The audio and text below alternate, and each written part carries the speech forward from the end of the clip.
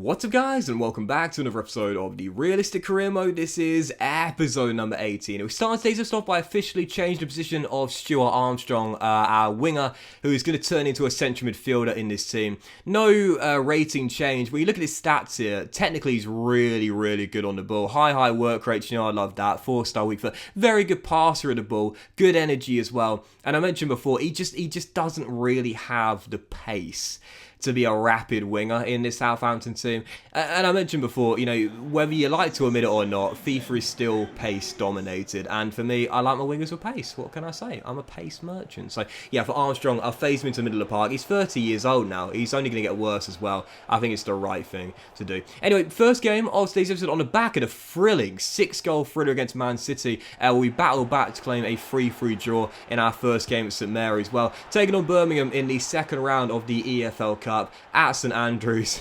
This was always going to happen. Yep, 4 minutes into the game, Che Adams returning to his former stomping ground at St Andrews puts us in front here against the Championship side. But the Blues would not be behind for very long. Their very next attack resulted in a goal. Scott Hogan, the former Aston Villa striker, now doing it at St Mary's, makes it 1-1. Doing it at St Mary's, doing it at St Andrews, makes it 1-1 and puts Birmingham back on level terms. And I knew this game was going to be full of goals, no doubt about it. A few minutes afterwards, we'd already seen 2 goals. I knew a third one was coming. We sent Janepo down the right-hand side with George Friend to beat. Whips it back into Che Adams, back heels to Nathan Redmond, and wouldn't you just know it? Unbelievable, the 2 former Blues in our Southampton team get the goals at St Andrews 16 minutes in. Is this Football Manager? You know what I'm talking about here. Yep, 16 minutes in, 3 goals scored, 2 for the Saints, and they're 2 former Birmingham players. Redmond, who came out of the Birmingham Academy all those years ago before moving on to Norwich, and then to Southampton, and Che Adams as well. You love to see it. The Birmingham fans do not. So, leading by a goal, and with 6 minutes to go before the break. Nice piece of dribbling here, stepping in from the left, found Keane, Lewis Potter, and the former Tiger puts us 3-1 up right before the break here. I need to give this guy more minutes this year.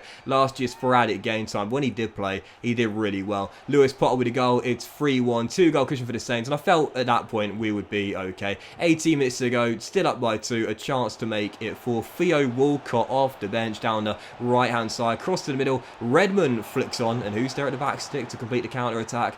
That man once again, Keane Lewis Potter. 2 goals on his first start of the season in a demolition job at St Andrews. And we needed that as well. 4-1 routine victory through to the next round of the Carabao Cup. It is our lowest priority of the 3, don't get me wrong, but I needed that distraction. We had a tough start to the season, losing away at Chelsea on match day 1. An incredible draw, to be fair, against Manchester City at home. But even to our first 2 games in the Premier League, 1 point from 6. I'll repeat that, 1 point from 6. Yep, you need more than that if you're going to be qualifying for Europe like the board want us to do. So, yeah, good distraction there. Exactly what we needed. I did see that the Vokins deal fell through, though. He rejected a move to New York City, and I thought, really? That was very surprising there. Why would you turn that down, Jake? I mean, seriously. What you got against living in Manhattan? Are you serious? On his salary, he can live comfortably there. And honestly, he's going to get released at the end of the season. Going to New York City? Playing professional football in the prime of your career as a mid-20s? I mean, really? I would take that in a heartbeat. Anyway, for the second and final game of today's episode, third one of the season here, Crystal Palace away, Selhurst Park, looking for our first win in the Premier League this season, taking on Patrick Vieira's side. They hated the game here on the back of the big win against Birmingham. My first team, fully fit, fresh, and raring to go for this one. Well, very lively start. First look man denied by Guys at the near post, and then Palace hitting the post soon afterwards as it was still 0-0. Definitely goals in this game, no doubt about it. Felt for sure. And 33 minutes in, it was Wilfried Zaha leaves Livramento in the dust, gets around Jan Bednarek with a dribbling, rolls it through to Anton Edouard, and as he offloads to Abrechi Eze, it's a simple finish by the former QPR playmaker. Crystal Palace 1, Southampton 0, and 34 minutes in, we're down once again. For the 4th time this season in 3 games, we found ourselves trailing. Yeah, we do not start games off well. So down by a goal to Crystal Palace. But I knew we'd get back in the game, and 42 minutes in, these guys are striking up an unlikely bromance. They linked up for 2 goals against Manchester City, and they link up once again. Yep, Adam Armstrong through to Gareth Bale, the vet returning to the South Coast, his final couple of years in professional football, and what a start for our number 37, back where it all began. 2 goals in 3 games. There's life in those old bones still. So, yeah, back on level terms, and in the second half, there weren't that many chances. Lively start to the game, pretty poor second half with 15 minutes to go. Took off Adam Armstrong, brought on Che Adams, and he gets his first of the season to surely give us the game winner and our first W of the season. Absolutely buzzing, desperately needed it, and it looks like we were going to get it. But in stoppage time, one final chance for Crystal Palace, and what do we often talk about in FIFA nowadays, guys? Late goals. They are so unavoidable at times, wouldn't you just know it? He literally just came off the bench and bangs in the leveller. Unbelievable. It was his second touch. The first one was to set up the shot, and Mateta makes it 2-2 in stoppage time with one of the final kicks of the game, smacking it in off the underside of the crossbar, 2-2. And look at the stats again. It's like deja vu against Chelsea. Somehow dominated the game, had a much higher XG, much more shots, but couldn't get the win. It's a point. It's not a bad result, to be fair, against a good Crystal Palace side. I mentioned before, they've done such a tremendous job this year under Patrick Vieira. He's done a great job in his first year at Selhurst Park, but should have closed that game out there, man. But those late goals, they're just so common and so frustrating. 2 points from 9 to start the season off. It has not been a good beginning to the campaign for the Saints. We're missing Armando Broja. So as transfer deadline day will come round, and Vokins once again rejected a move to America there, turning down Portland Timbers this time. What's wrong with Oregon, Jake? But even so, we had around 22 million in the budget remaining heading into the transfer deadline day.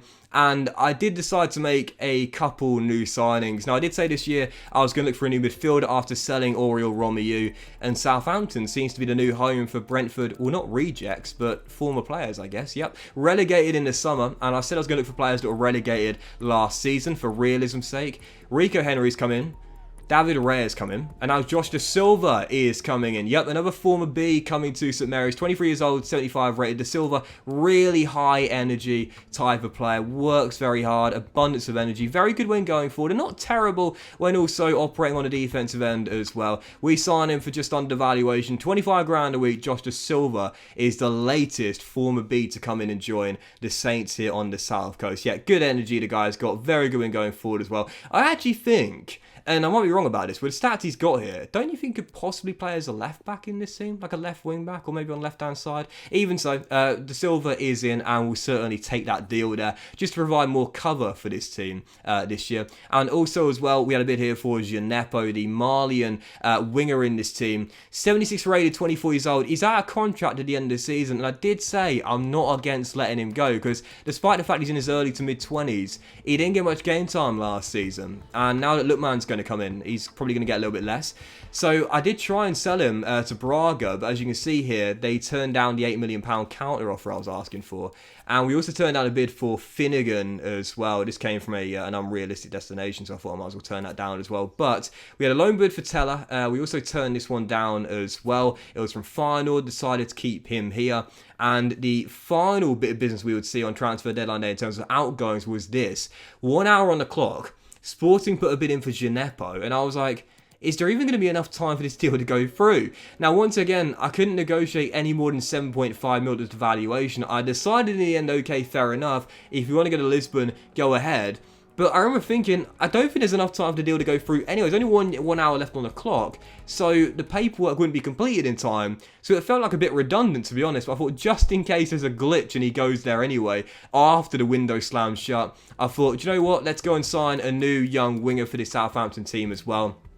So many Premier League clubs are interested in this kid, and why wouldn't they be? Born in Nottingham, local lad, but represents Wales on the international stage. You know who he is, Brennan Johnson. Yep, touted by a lot of Premier League clubs. He's out of contract at the end of the season. Forest decides to cash in for around £7.75 million. As you can see, he signs a 5-year, 30 grand a week deal. A 21 years old, 74 rated, learning under Gareth Bale. Yep, I think this is a really good move for Brennan Johnson. Leaving the City ground, coming to St Mary's, and again, this guy would do so well having Gareth Bale as a mentor in this Southampton team. So Brennan Johnson is in, and again, could definitely see that. There are so many clubs interested in Brennan Johnson. He's got a lot of Premier League interest. There's a lot of people thinking that he will leave in the summer. I think he will as well, if I'm being honest. Obviously, there was talks he'd leave in January. In the end, he stayed for the rest of the season, but I think he'll be playing Premier League football next season. And at Southampton, I could definitely see that. So Brennan Johnson is in,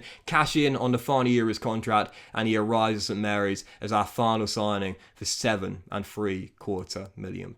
We spent all of our money in the summer window. We bolstered our squad depth. We improved our team, even though we weren't able to get hold of our number one target. As you'll see, £50 million spent. Only 2 players leaving this summer as well. Oriol Romeu and Jan Valery, both heading to Ligue 1. Lyon for Romeu, back to Stade Rennais for Jan Valery. But when you look at the players that have come in here for Season 2, 50 million is a lot of money to spend. We spent our entire transfer budget in this one transfer window, but I think we've brought in some class players here. And when you look at the players that have come in as well, Raya, our new backup goalkeeper, Rico Henry, our new backup left back, De Silva, our new backup midfielder, and Brennan Johnson, a young winger to keep your eye on, with Lookman and Gareth Bale returning to St Mary's, leading the line as well. I like how this team is looking, and most importantly, it still looks reasonably realistic, doesn't it? It still looks like the sort of Southampton team you could see in Season 2. Bale returning to where it all began on a free transfer, relegated players coming in as well. I like how it's looking. Very realistic. We've not blown the team up. We haven't got a completely new side for our second season, and we've not got a lot of one kids too. We're still a 4-star team. We're making progression. We're doing it realistically. Exactly what we wanted. But that will end today's episode of the Realistic Career, guys. Big fan of which you enjoyed. If you like, much love to you all. Have a fantastic day, and I'll see you for the next episode of the Realistic Career Mode very soon.